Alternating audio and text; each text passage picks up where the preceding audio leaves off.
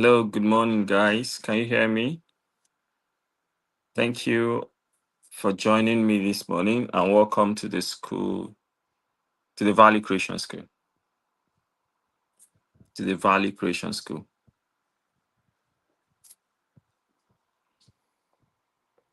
I hope you had a great weekend. You all, I hope you had a great weekend. I hope it was enjoyable and I hope the last week was great as well. I hope you had the time to do what you loved. I hope you were not caged in a job that you didn't enjoy. I hope you didn't manage yourself through the week, grumbling as you worked on a job that was not meant for you.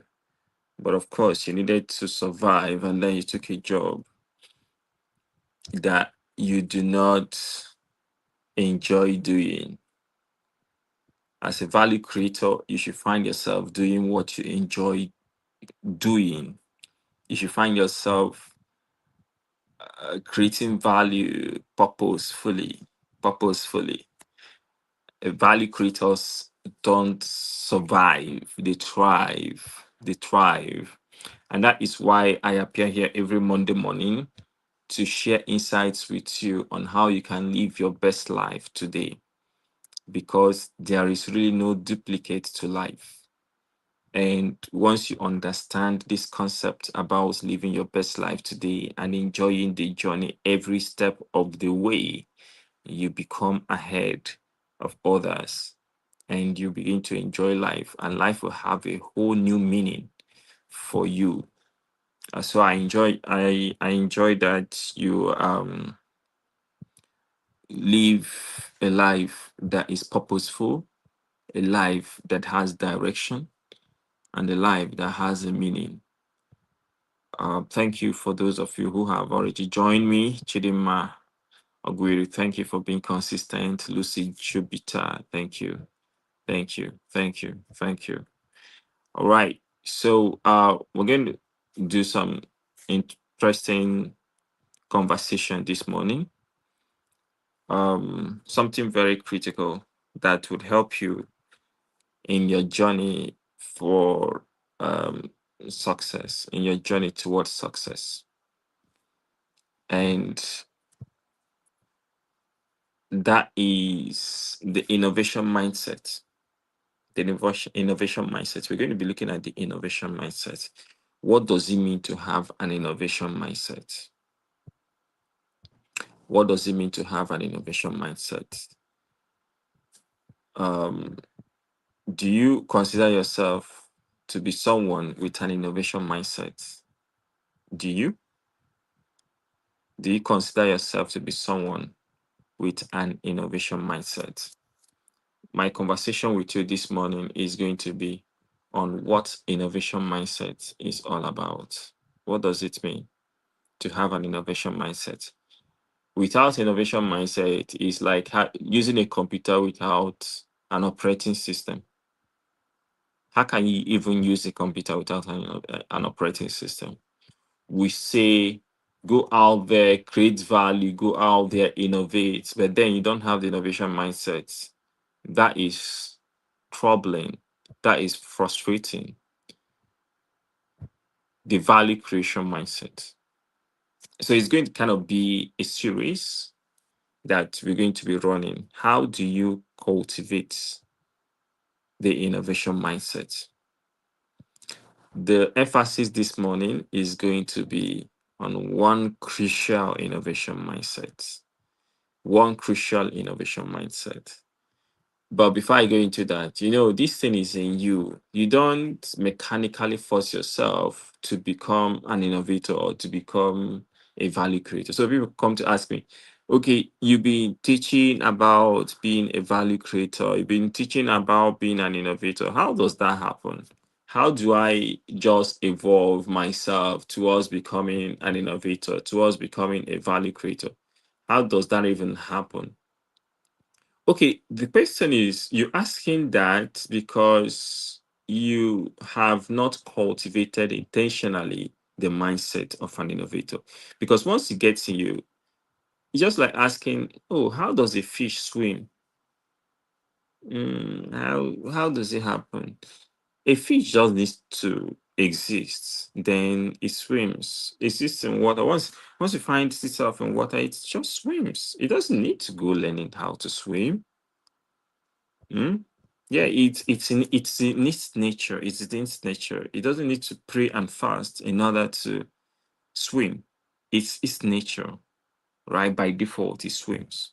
Likewise, if you want to operate in the realm of innovation, in the realm of value creation, it has to be something you become, become, become. You become it. You become it.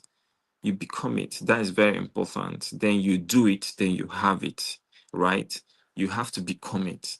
And in this series, I'll be teaching on how do you become that innovator, right? What is the mindset that you need to acquire in order for you to become a value creator? Excuse me, let me on the light.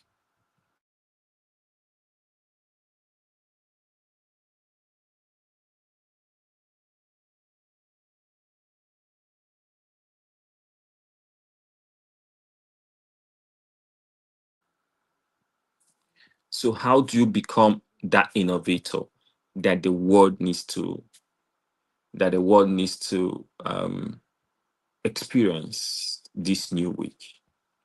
So we can, you know, preach innovation, value creation all we want. But if we do not position ourselves with the right mindset, it becomes mechanical. After this section every Monday morning, you forget about it, you still repeat the same cycle, and that will not change you. That will not give value to your world. Okay, so this morning we're going to be looking at the word curiosity. Curiosity is a very important element when it comes to the innovation mindset. Curiosity becomes something that once you acquire it, once you have a curious mindset, then becoming an innovator becomes quite seamless. So this morning we're going to be looking at what does that even mean, curiosity. What does that even mean, curiosity? So who wants to tell me? I'm eager to know what you think curiosity means. So you can go to the chat. What does curiosity mean to you? What does curiosity mean to you? Go to the chat, comment, drop a comment. I want to know what you think curiosity means to you. What does that even mean when we say you have a curious mindset? When we say you have a curious mindset, what does that translate to? I'm curious to know what you think about curiosity. Yes. So this is something I find to be an essential, very essential um, tool for value creation. Very essential aspects of the innovator's mindset. It's something is a critical element. Is a critical element. And we need to understand that curiosity is not um is not something you're born with most of the time. It's something you acquire as a habit. So don't say I wasn't born with the ability to be curious. All right, don't say that. It's something you can acquire as habit. So there is hope for you. Yes. Thank you, Chidima. Curiosity means eager to know or understand how something works. Thank you. Brilliant.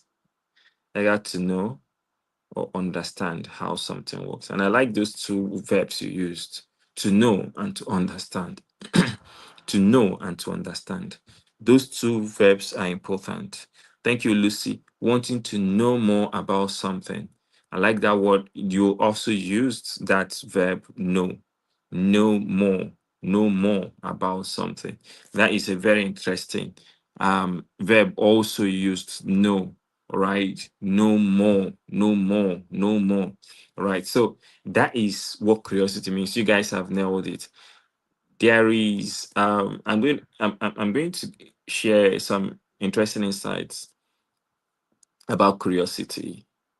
And one thing I want you to leave with from this section this morning is believe in the power of curiosity. You need to believe in the power of curiosity, and you need to ascertain to yourself that, look, I'm going to be more curious. I'm going to be a more curious person. If people do not perceive you to be a curious person, then you are not an innovator, then you're not a value creator. Then you just know that there is something you need to do for yourself. You need to work on yourself. So I want to encourage every one of you this morning listening to me to make a decision for yourselves to become people of that are curious, people that are curious individuals. Okay, curious individuals. So why is it important to even be curious? If you're expecting any definition from me, you will not get anyone, because Lucy and Chidema have given us wonderful definitions this morning of what curiosity means, and it's what it is. It is what it is. Asking questions. Curiosity is the Curiosity is the engine of innovation. Curiosity is the engine of innovation. Is there any innovation that exists today that was ever born without curiosity? Is a question to ask. Is there any? Curiosity is that fuels imagination. Without curiosity, how can you imagine? How can you imagine, from creating the light bulb to creating artificial intelligence, the internet? How did any of those come to be without the element of curiosity? Curiosity is very important. There is no um there is no better story to buttress curiosity than what we have in the book of Genesis chapter 3. I don't know who sorry, Exodus chapter 3. If you have a Bible, I like to take you to Exodus chapter 3. Okay, so it's saying the angel of the Lord. So I'm going to read very quickly. Say, now Moses kept the flock of Jethro, his father-in-law, the priests of Midian, and he led the flock to the backside of the desert and came to the mountain of God, even to Horeb. Now, Moses was just an ordinary man who was going about his business, right? Just the way you're going to go about your business this week, right? And then the angel of the Lord appeared unto him in a flame of fire out of the midst of a bush. And he looked, and behold, the bush burned with fire, and the bush was not consumed. Very important. The angel of the Lord appeared unto him in a flame. So as you go about your business this week, just know that the angel of the Lord is going to appear to you. It's definitely not going to be in a flame. It's not going to be in a bush burning with fire. That's not how he's going to appear to you. He's going to appear to you in different other ways. He's going to appear to you in different other ways, not as he appeared to Moses. But every day, every week, as we set out to do the business, the job that God has put into our hands, we always would entertain and we always welcome angels. The angels would appear to us in the midst of our work. The question is, are we able to do what Moses did? See, in that verse, he said, and the angel of the Lord appeared unto him in a flame of fire out of the midst of a bush, and he looked. I want you to underline that word. Looked and behold. Looked and behold. Look, guys, Moses did something interesting. Moses is a man of curiosity. Remember, he was brought up in the palace, right? In the Pharaoh's palace. He was trained as a value creator. He was trained as a person of value, of immense value. Pay attention to this. Moses was not the ordinary guy. All right. He was not the ordinary guy. He was trained in arts of magic. He was trained in, all of those science, the best science of the day. That's how what Moses was trained in. So he understood how to use his curiosity, his imaginations. He understood all of those stuff. Then that was why he was able to look and to behold. I'm reading King James Version. He looked and he beheld and also beheld. Very important. Most times we just look, we don't behold. There is a difference between looking and between looking and beholding, right? You can look. So sight is one of those, um one of those eyes, one of those sensory organs that given to somebody. Every one of us, if you're not blind, you're able to see, right? But when you with that you're seeing doesn't mean you're able to behold. When you behold, there is another layer. There is another layer of effort that comes in, and that layer is what we call observation. So scientists, remember, science is about observation, right? We say as people who observe, we're scientists. So people are able to look, people are able to see, but they don't behold. Beholding is where the element of observation comes in. So Moses was able to behold, to see, to look, and then as well as what? Behold. That beholding, that observation is the layer of curiosity that we all need to have as we set out for our lives this week. The angel is going to appear to us in different ways. And what we mean here is opportunities are going to appear to us in different ways. To what extent are you able to look and to behold?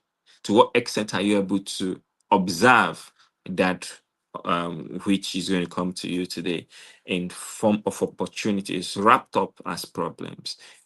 The angel came. Remember, the angel in this form is the opportunity that Moses was looking for to liberate him and to liberate the people of Israel. But it didn't come in a very welcoming way. It came as fire, it came as burning bush, it came as burning bush.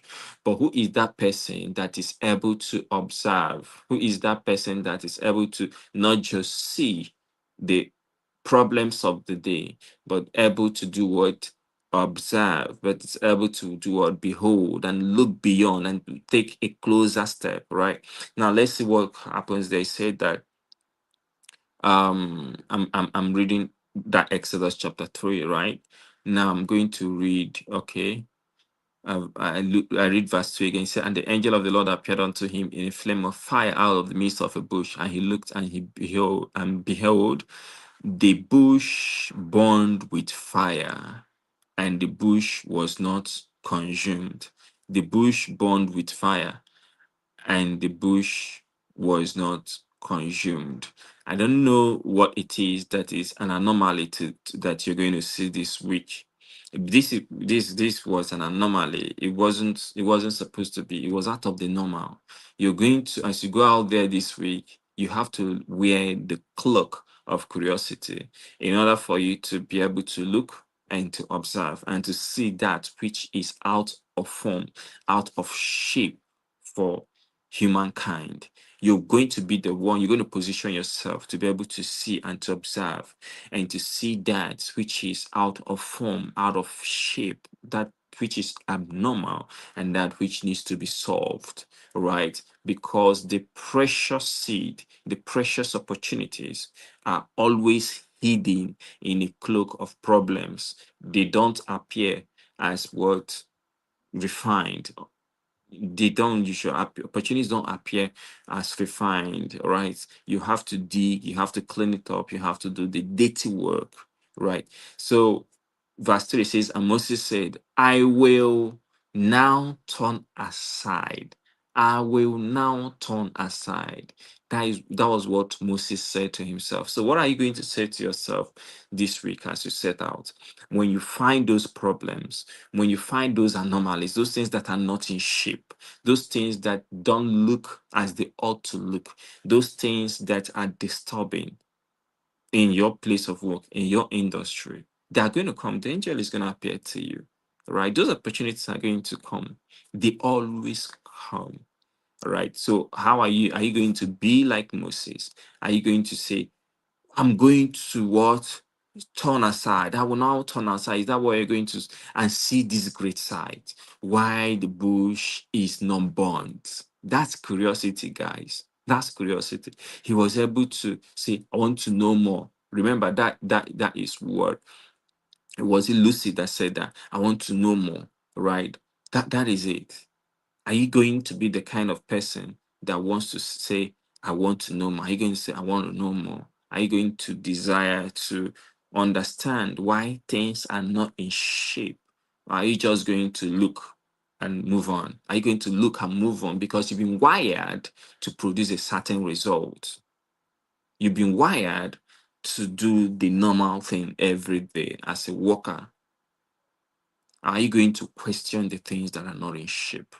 Are you going to question the things that are anomalies that you're going to observe? Because in those anomalies are the opportunities. So the verse 4 says, and when the Lord saw that he turned aside to see, God called unto him out of the midst of the bush and said, Moses, Moses. And he said, here am I. He said, Moses, Moses, and he said, here am I. So God did not call unto Moses until he decided to look and to observe and to want to know more. God did not call Moses. God only called Moses at the time he decided to do what? No more. So if you want God to call you and say, Chidima, Chidima, and say, Lucy, Lucy, right, this week, if you want God to speak to you, if you want God to call you, if you want those opportunities to come your way, you're going to be that kind of person who is going to turn aside and say, I want to observe this thing and I want to know more about this thing.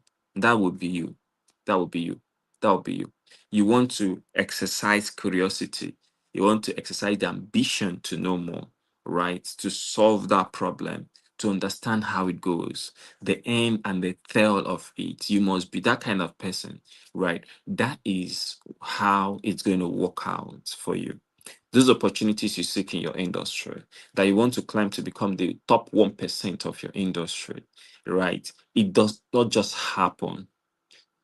For God to call you and separate you out of the crowd, you're going to have to position yourself to be the kind of person who would want to know more, who want to know more, who want to turn aside and want to know more. It's in the process of knowing more that that God is going to call you, right? And by God calling you here, I mean the opportunities are going to come to you. And it's actually God really giving us those opportunities. And they don't come as polished as we expect them to come. They come as burning bush. Yes, they come as discomforts. They come as anomalies. They come as disruptions. Then we begin to question, how is this happening? How is this happening? How can we know more? How can we observe more? Right. So that is something I want to leave with you this morning. And he said, draw not nigh hither, put off their shoes, and all of that. So those instructions are then instructions that God is going to start giving to you as you begin to want to know more. Right. Is in that course of you wanting to know more that those instructions begin to come. Now, there are two kinds of curiosity. There is the casual curiosity, and there is the purposeful curiosity. Purposeful curiosity and the casual curiosity. So casual curiosity is when we go on social media, we are scrolling endlessly to entertain our mind, to entertain our minds. But the other one, purposeful curiosity, is where you want to expand your mind. It's not about entertainment, it's about expansion. So you want to be that kind of person who wants to see that their minds expand. All right. So purposeful curiosity is curiosity with direction. Is curiosity with direction. When I say curious, I don't mean entertainment curiosity, um, pleasurable curiosity. I mean curiosity that is born out of purpose, out of direction, right? The outcome is the outcome is purposeful, right? The outcome is purposeful. That is what we mean by purposeful career. And that is what I'm discussing this morning. That's what I'm discussing this morning. You see, what happened here, if you follow that story down, is that God now gave an assignment to Moses to go and deliver his people. Of course, Moses began to ask the right questions and all of that. So in curiosity, you need to know how to ask the right question. I'll come to that. But the point here is that it is out of purpose. It's out of a purpose. You see what happened? By the end of the day, the people of Israel were we are saved from Egypt. That is what happens with purposeful curiosity. You want to know because there is a problem that got to be solved. There is a problem that has to be solved, right? So, curiosity, curiosity. How do you go about the act of curiosity this week? Because now I say curiosity. Though I've given you some insights, right? Being able to um not just look, but observe, ask the questions why things are not the way they should be. Very typical example of what Moses did here. And then wanting to know more, and then wanting to know more, and then question. So there are ways in which you can exercise curiosity even this week. There are ways in which you can do that. The first thing you do is to ask questions. Ask questions. Ask the right questions. Instead of saying, instead of saying, um I cannot do this. Instead of saying I cannot do this, right? You say, how can I do this? Those are two different questions. Those are two different questions. Instead of saying I cannot do this, you say, how can I do this? Asking the right question is the first way or first step towards being a curious person. You need to observe, then you ask the right questions. I don't have what it takes to do this. You say, how can I become the kind of person that can do this? I don't know how what it takes to solve this problem. No, that while that may be a fact. As a curious person, we expect that you ask, how can I become the kind of person that can do this work? So I always teach you to first of all set the goals of becoming. Okay, the goals of becoming is who you have become that can then do.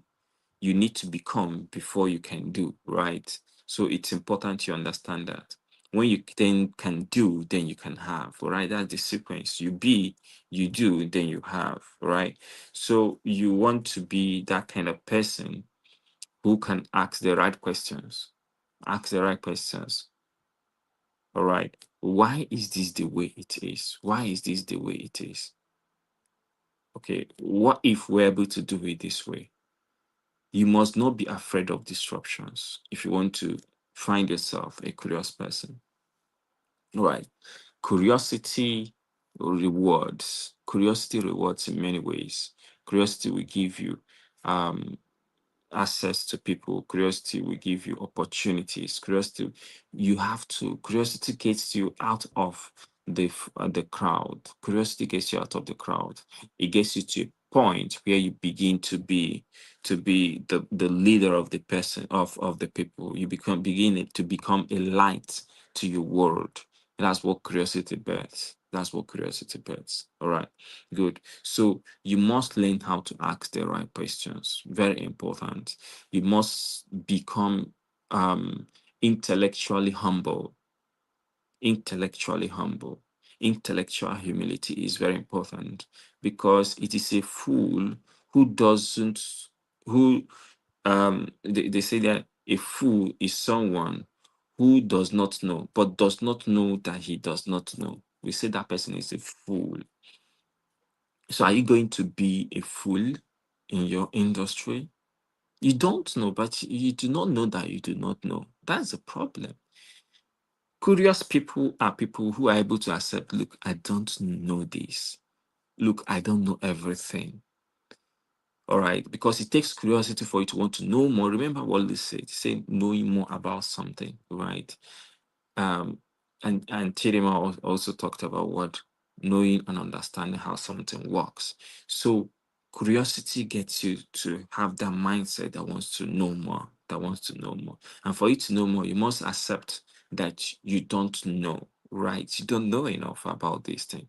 So that intellectual humility is important if you want to exercise that curiosity.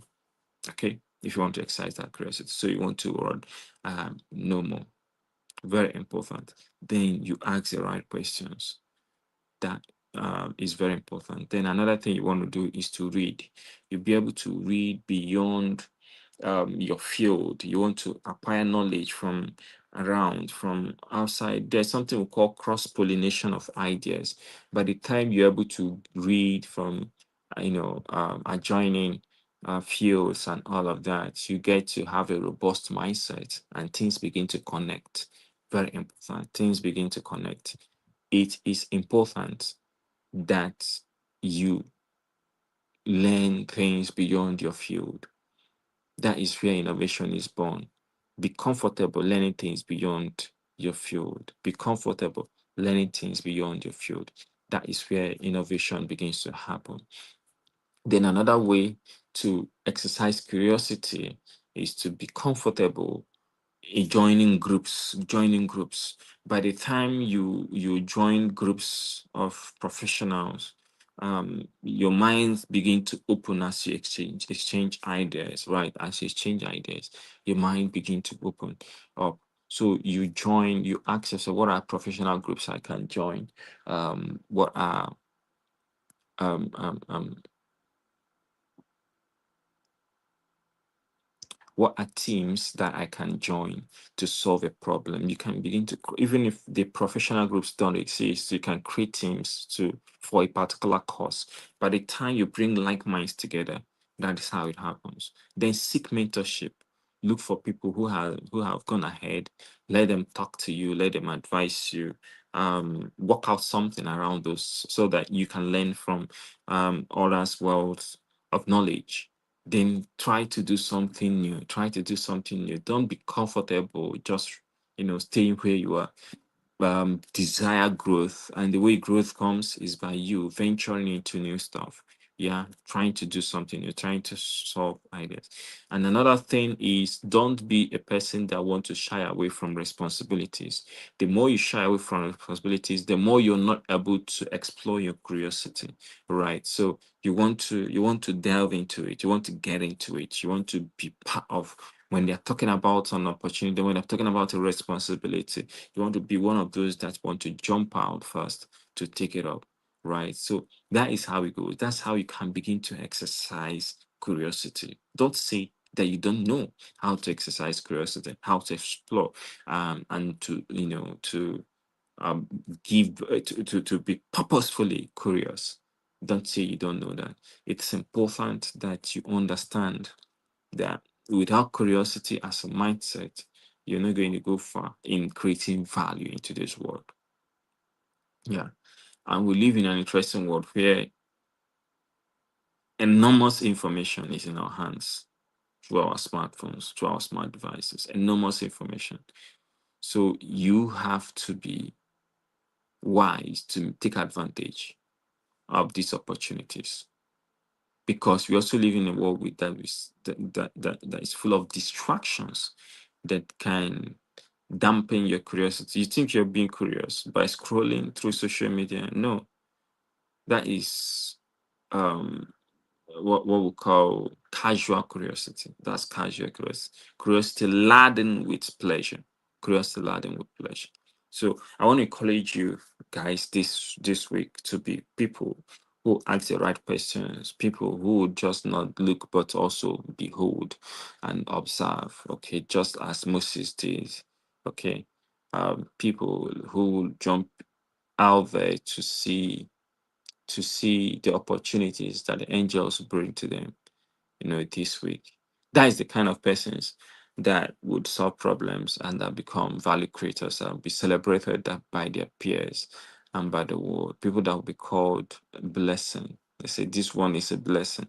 It's someone who has been able to unlock the power of their imagination through curiosity. All right.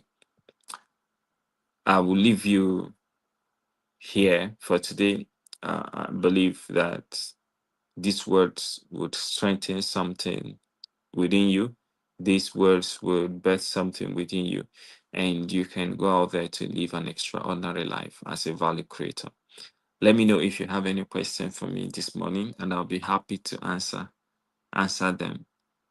Otherwise, I would like to tell you that this time next week, I will also be up here talking to you on how you can take over your week as a value creator. This is something I enjoy to do, and I believe it has its results, its yielding results in your life. And I like you to share whatever is happening to you. I would like you to share how you're able to make the most of these thoughts that I share with you? How are you able to make the most of them at your place of work, in your journey as a value creator? I like to know. I like to know how you're able to make the most of them. All right. Yes. Thank you. Thank you so much, guys. I appreciate you joining me. I also try to invite your friends. This is one of the best ways to start your week. Yes. Start your week with energy. Start your week already succeeding. Yes. Because those of you that have joined me, there's a spark, I believe, that has been ignited or usually ignited as you and join these sections. So with that positive energy, see someone talking you up to go do something great. Yeah, that's the kind of energy you need to start your week. Because if you start it on a positive note, then it ends on a positive note. Okay, it continues on a positive note, sustained on a positive note, and ends on a positive note. I like to see that you're able to um, take advantage of these sections. Call others to join us.